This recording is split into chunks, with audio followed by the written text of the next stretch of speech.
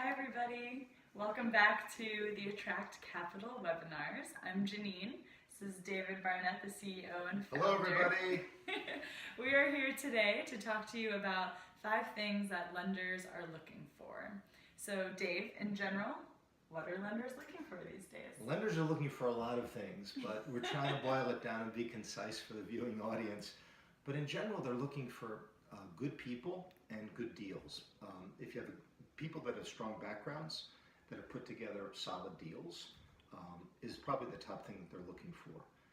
They're looking for businesses that have stable trends, that aren't up and down historically, and they're also looking for businesses that have healthy distribution of customers. They just don't have one big customer. So if you have good people with well-structured deals, and you have a stable business, and you have low concentration with customers, that's pretty much what lenders are looking for, Janine, just in a nutshell. That's good information to know. Do you feel that in the different types of lenders, so asset-based, cash flow, are they looking for the same thing, different things? That's a really good question, Janine. Usually they're looking for the things that we just mentioned, but more specifically, asset-based lenders are a bit more focused on collateral, and they're focused on the credit strength of the customers of the business that they're being asked to finance.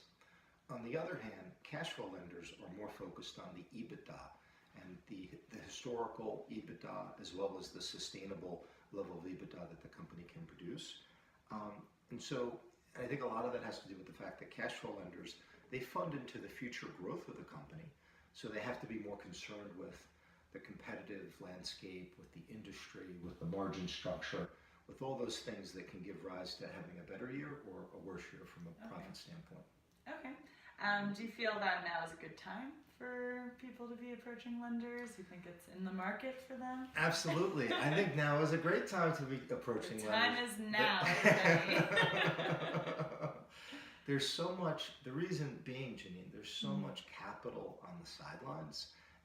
The rise of the private debt funds has created this huge wave of new financing, such that for corporate loans, if you're a business, let's say you're a local fence company, and if you're a fence manufacturer, I think we're getting to the point where instead of you going to your local bank, like the big banks like Chase and Wells Fargo, you're going to be going to the large private debt funds who are offering more flexible loans, better service, in part because a lot of them aren't regulated. So there's new forms of lenders that are out there that have really grown up over the last 4 or 5 years, and they're really challenging the primacy of these traditional lenders.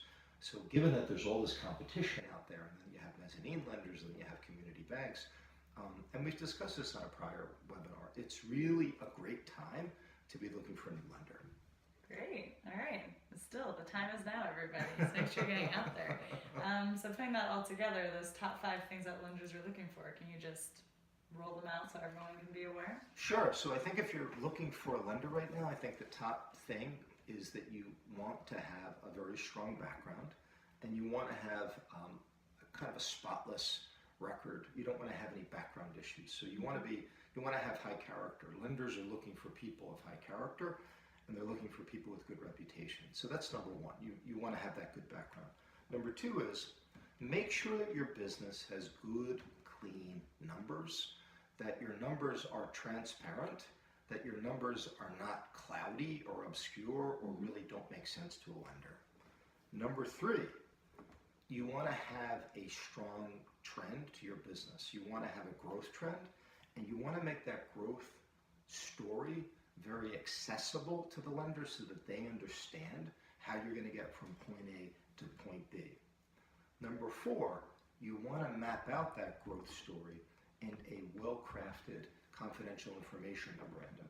You really want to write down where your company's been, where it is, and where it's going, and you want to do it in a very logical and a very descriptive way, in a confidential memorandum, so that everybody understands it and there's no debate about the future tactics of your growth plan. That's number 4.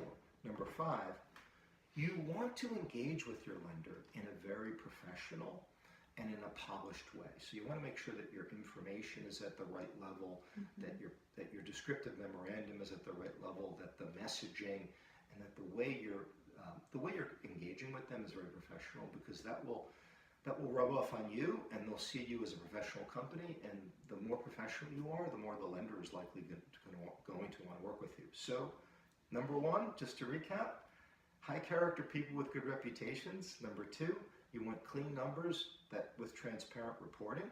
Number three, you want a strong business with a growth trend. Number four, well-crafted, professional, confidential memorandum. And number five, highly professional engagement and communication style. So show up the way that you want people to show up for you. That's right, Janine. You never get a second chance to make a first impression with a lender, and the first impression is a lasting impression. Yes. So do you feel if someone has a good deal, but their background's a little spotty, you think a lender would take that?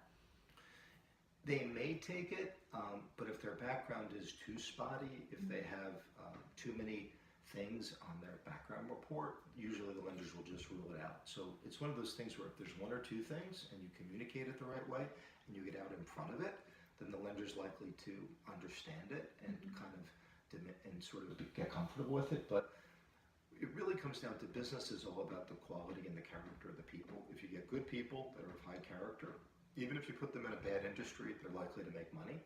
So it really comes down to that.